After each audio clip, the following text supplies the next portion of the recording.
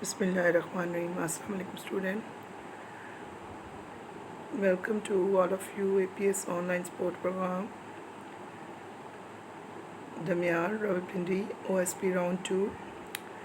I'm your Pakistan study teacher Miss Sobi Iftikhar. 9th AD section week 10.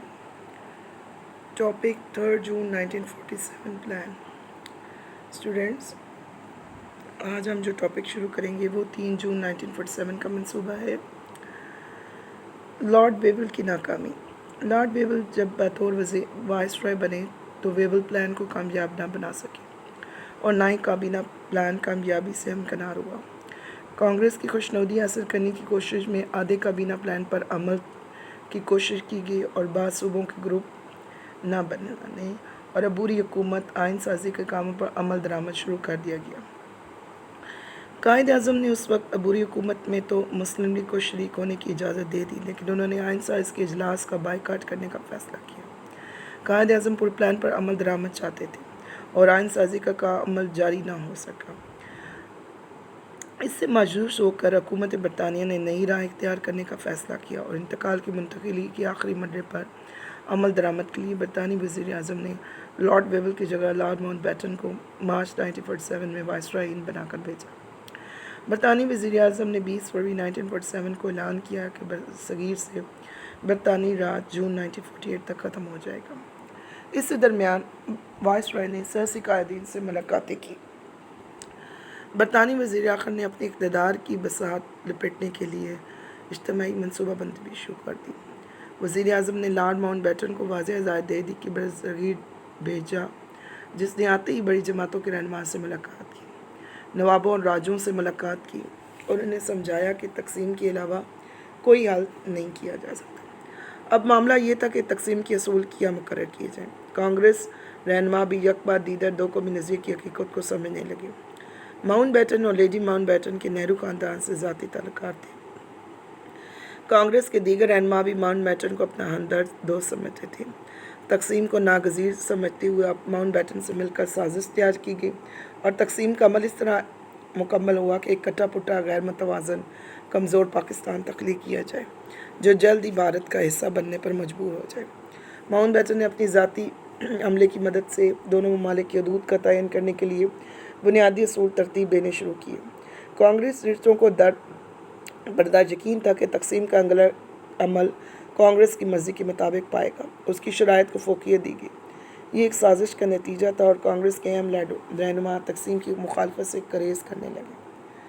Congress से मिली बकत के नतीजे में तैयार होने वाले मनसूबे को लॉर्ड माउंटबेटन लंदन ले गया और बरतानी हुकूमत की तस्दीक हासिल कर ली। कुल जमाती कॉन्फ्रेंस। लॉर्ड माउंटबेटन ने लंदन से वापसी पर एक कुल जमाती कॉन्फ्रेंस बुलाई, जिसमें कायद आज़म लियाकत अली खान, सर अब्दुल रश्तर ने शिरकत की। वाइसरॉय हिंद ने कांग्रेस में तकसीम के मनसूबे के मुख्तलिफ पहलुओं की वजाहत की। हर जमात के रहनुमाओं से अलग-अलग मुलाकातें की। 3 जून 1947 को कांग्रेस का दूसरा इजलास हुआ। तमाम रहनुमाओं ने मनसूबे की मंजूरी दे दी।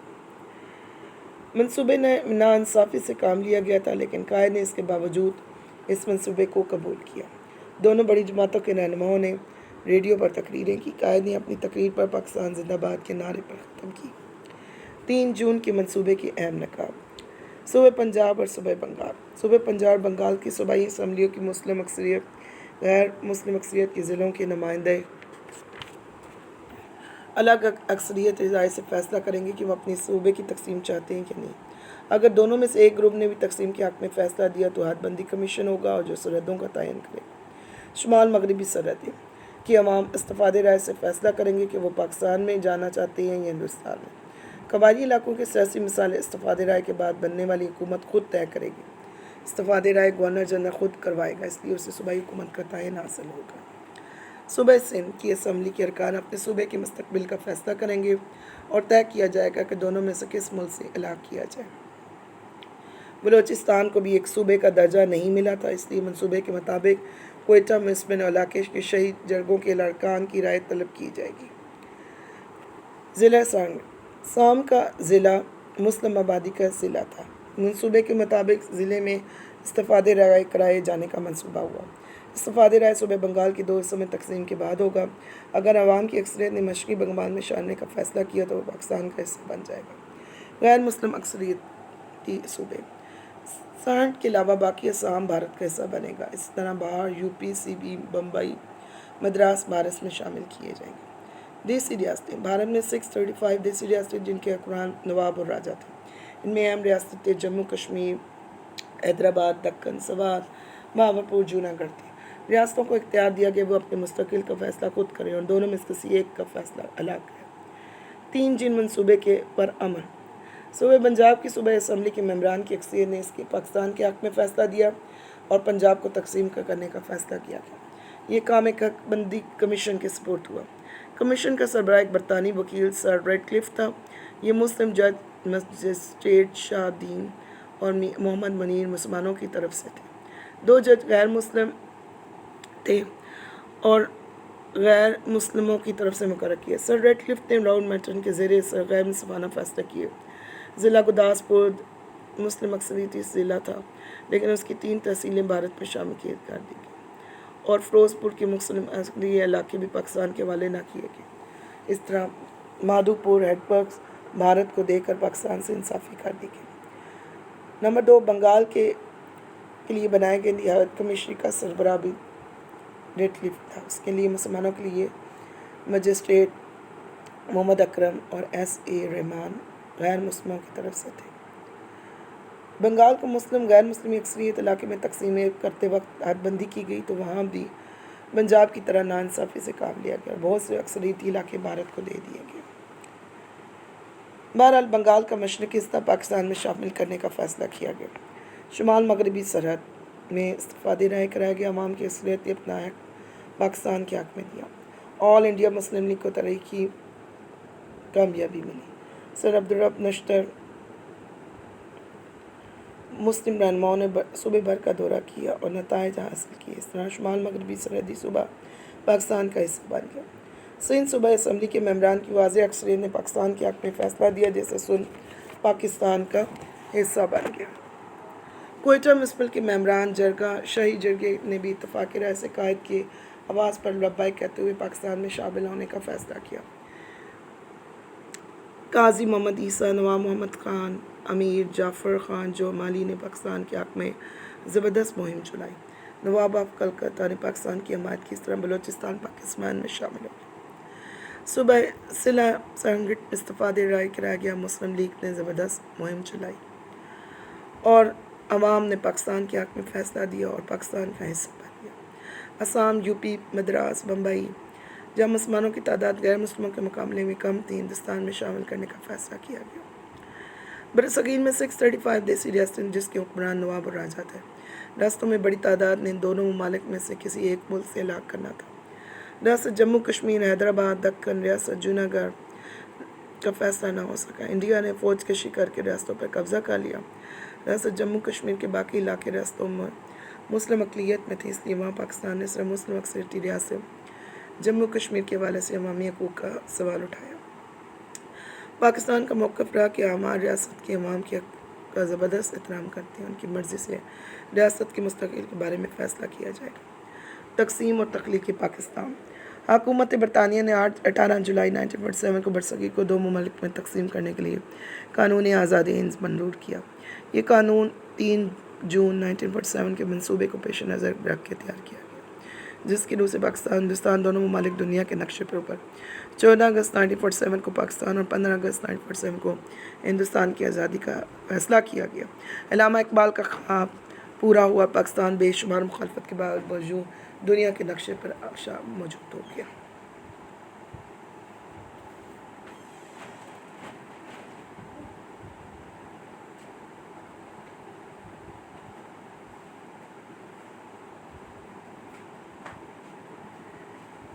ہندوستان میں انگریز نوآبادی نظام۔ یورپی اقوام نے ایشیا اور افریقہ کے دیگر ممالک پر اپنا اقتدار قائم کر کے جو نظام قائم کیا اسے نوآبادی نظام کہتے ہیں۔ نوآبادی نظام بنیادی طور پر غیر ملکی حکمرانوں کے مفادات کی حفاظت اور فروخت کے لیے قائم کیا جاتا ہے۔ اس کا مقصد یہ ہے کہ دوسرے ممالک میں اپنا اقتدار قائم کر کے وہاں کے وسائل کو عوام کو حکومت کو اپنے استعمال کے لیے استعمال کیا جائے۔ 1498 में पुर्तगाली जहाज़ वास्को डी गामा इस उम्मीद का चक्कर काट के मशरक़ी अफ्रीका के साहिल पर पहुंचा कि वहां से एक अरब जहाज़ गाना की मदद हासिल करके वो जनूबी बरसगीर की बंदरगाह कालीकट पहुंचा। कालीकट के हिंदू राजा ने जहाज़ रानियों की खूब आवभगत की और तजारत के लिए खुसूसी मरासम दी। आस्ता आस्ता पुर्तगालियों ने यहाँ आकर आबाद होना शुरू कर दिया और यूरोप की दूसरी कौमें फ्रांसी अंग्रेज़ों ने भी दूसरी बरसगीरों में कदम जमाने का फ़ैसला कर लिया। पहले ने कवाम ने तजारत के नाम लेकर मकामी आबादी को खुद फिर आस्ता आस्ता किलाबंदी करके अपने मजबूती से कदम जमा ली। इस तरह उन्होंने नौबती निज़ाम कायम किया। अफ्रीका और एशिया में रहने वाले मुसलमानों की ग़ुलामी का दौर आगाज़ यहीं से हुआ। नंबर 2, बरसगीर में वास्को डी गामा की आमद के बाद यूरोपी तारजों का सिलसिला शुरू हो गया। 16वीं सदी ईस्वी में चुनारा मुकामी हुक्मरानों में नकात था, उनकी फ़ौजी क़ुव्वत कमज़ोर थी और पुर्तगालियों का मुकाबला ना कर सकी। पुर्तगालियों ने गोया भारत और गिर्द के साहिली इलाकों पर कब्ज़ा किया और वहाँ के बाशिंदों पर काफ़ी जुल्म किया और वहाँ खूब दौलत समेटी। पुर्तगालियों की देखा देखकर यूरोप की कई दीगर अक़वाम ने बरसगीर से तजारत शुरू की। इनमें फ़्रांसी अंग्रेज़ काबिल ज़िक्र थे। फ़्रांसियों ने अंग्रेज़ों की तरह तजारत की गर्ज से भारत के साहिली इलाकों में कदम जमाए और तजारत के साथ साथ बरसगीर में अपना कदम कायम करना शुरू कर दिया। किलाबंदी कायम करके मुख्तलिफ इलाकों पर कब्ज़ा कर लिया। अंग्रेज़ों के सामने फ़्रांसियों की ज़्यादा ना चल सकी। अंग्रेज़ों ने फ्रांसियों को बरसगीर से निकाल दिया और अपना इक़्तिदार को तेज़ी से बढ़ाया। बरसगीर की ईस्ट इंडिया कंपनी ने मुग़ल बादशाह शाहजहाँ और जहांगीर से बरसगीर में तजारत की इजाज़त हासिल की। अंग्रेज़ों ने सोरत भारत के मकाम पर एक तजारती कोठी बनाई। उसके बाद उन्होंने छठी भारत के साहिल पर मज़ीद तजारती कोठियाँ भी बना ली। 1838 में अंग्रेज़ों ने मकामी हुक्मरानों की नाचाकी और कमज़ोरी से फ़ायदा उठाते हुए वहाँ की आयशी और साजिशें बरसगीर के पेशे इलाकों को अपने कब्ज़े में ले लिया। अंग्रेज़ों के नौबती इक़्तिदार में तेज़ी सफ़ा 1757 की जंग पालसी से हुआ। उन्होंने मीर जाफ़र को अपने साथ मिलाकर बंगाल के हुक्मरान नवाब सिराजुद्दीन को शिकस्त दी और 1764 में बकर की लड़ाई में मुग़ल बादशाह शाह आलम और मीर कासिम को शिकस्त देकर अंग्रेज़ों ने बंगाल पर कब्ज़ा कर लिया। मैसूर की ताकतवर मुस्लिम रियासत के हाकिम हैदर अली ने अंग्रेज़ों की बढ़ती हुई ताकत का मुकाबला किया। हैदर अली के वफ़ात के बाद उनके बेटे सुल्तान फ़तेह अली खान टीपू ने अंग्रेज़ों के ख़िलाफ़ जहाद की। अंग्रेज़ों ने निज़ाम हैदराबाद और मराठों से साज़बार करके 1799 में मैसूर की लड़ाई में सुल्तान टीपू को शिकस्त दी। सुल्तान टीपू की शहादत के बाद न सिर्फ मैसूर के इलाके अंग्रेज़ों का कब्ज़ा हुआ बल्कि इक़्तिदार बरसगीर के दूसरे इलाकों में भी फैलने लगा। 19वीं सदी के वस्त तक अंग्रेज़ बरसगीर के मगरबी इलाके यानी पंजाब सरहद तक पहुँच गए थे। 1857 में बरसगीर के रहने वालों ने अंग्रेज़ों की हुकूमत को ख़त्म कर अपनी आज़ादी की बहाल की कोशिश की। कमज़ोर मनसूबाबंदी व सूद वसाइल की वजह से नाकामी हुई। इस तरह बरसगीर पर अंग्रेज़ों का नौबती निज़ाम राज मुकम्मल तौर पर कायम हो गया। 1858 में ईस्ट इंडिया कंपनी को ख़त्म कर दिया गया और बरसगीर को ताज बरतानिया की बराह रास्त रियासत में दे दिया गया। बरसगीर में हुकूमत बरतानिया का नौमाती निज़ाम 1947 तक कायम रहा और 14 अगस्त 1947 को बरतानी राज ख़त्म हुआ। इस तरह पाकिस्तान भारत आज़ाद हुआ। अंग्रेज़ों की हिकमत अमली बरसगीर में मौजूदा संतों के लिए बरसगीर से खाम माल की फरहमी बरसगीर में अपनी माशी ताकत को मिटाने के लिए बरतानी माशियत को मजबूत बनाना, बरतानिया में मौजूद संतों को तैयारशुदा अशिया की खपत के लिए बरसगीर को एक बड़ी मंडी तौर पर इस्तेमाल करना, दुनिया में बरतानियों को एक बड़ी फ़ौजी ताकत तौर पर मनवाना, तकसीम करो हुकूमत करो के फार्मूले के तहत मुसलमान हिंदुओं के दरमियान इख्तलाफात को हवा देकर अपने इक़्तिदार को तूल देना। अब देखते हैं कि क़याम पाकिस्तान में कायद का क्या किरदार था। कायद की शख्सियत ने जनूबी एशिया के मुसलमानों की तकदीर बदल दी। अंग्रेज़ों हिंदुओं को हिंदुस्तानी तकसीम करने पर मजबूर किया। कायद-ए-आज़म 25 दिसंबर 1876 को कराची में पैदा हुए। उनके वालिद पूजा जना कारोबार करते थे। इब्तदाई तालीम घर पर हासिल की। 10 साल की उम्र में आपने सिंध मदरसा हाई स्कूल कराची में दाखिल हुए। 1892 में मैट्रिक के बाद आली तालीम के लिए लंदन चले गए। वहाँ लिंकन कॉलेज में कानून की तालीम हासिल की। वापसी पर 1896 में बम्बई में वकालत शुरू की। सियासत में हिस्सा लिया। अंजुमन इस्लाम बम्बई कांग्रेस के इजलास में शिरकत की। 1906 के कलकत्ता के कांग्रेस इजलास में बम्बई के मुस्लिम नुमाइंदों की हैसियत से शिरकत की। 1913 में सैयद वज़ीर हुसैन और मौलाना मोहम्मद जोहर के लिए कहने पर मुस्लिम की रुकनियत इख्तियार की और मुसलमानों की तारीख का रुख मोड़ने लग गए। पाकिस्तान के पहले गवर्नर मुकर्रर हुए आप और 11 सितंबर 1948 को कराची में वफात पाई। आपकी अहम खिदमात क्या क्या थी, ये हम देखते हैं। 1916 में कायद ने मसाके लखनऊ के तहत दोनों कौमों हिंदू और मुसलमानों को आपस में मुत्तहद किया और मुसलमानों के लिए हिंदुओं से जुदगाना इंतखाब का हक़ बनवाया और आपको सफ़ीर अमन का खिताब हासिल हुआ। आपने 1913 में हिंदू रहनुमा गोके के साथ मिलकर बरसकीन में नई सियासी इस्लाहत का मुतालबा किया।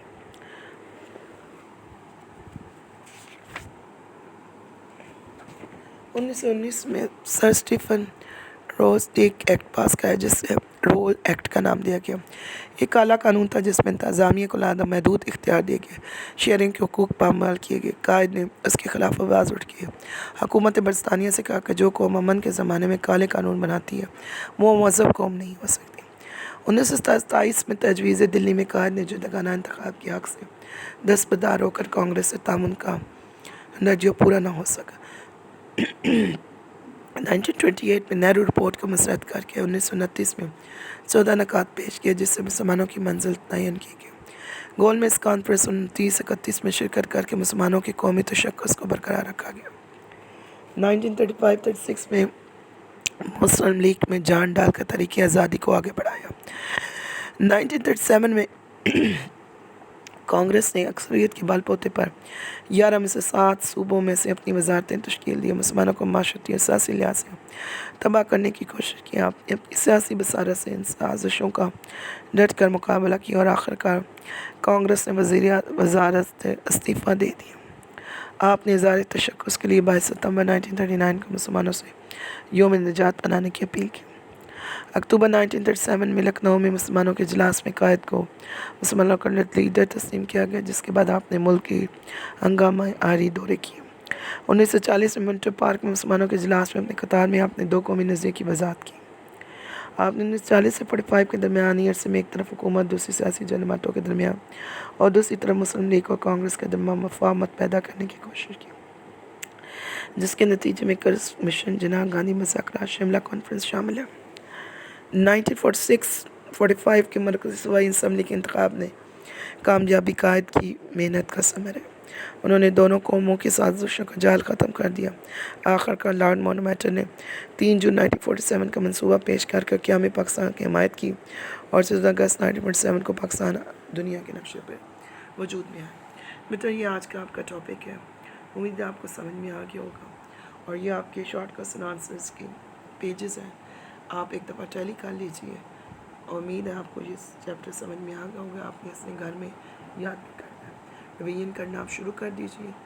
आई होप आपको अंडरस्टूड हो गया होगा। ओके, अल्लाह हाफिज़ बेटा, थैंक यू।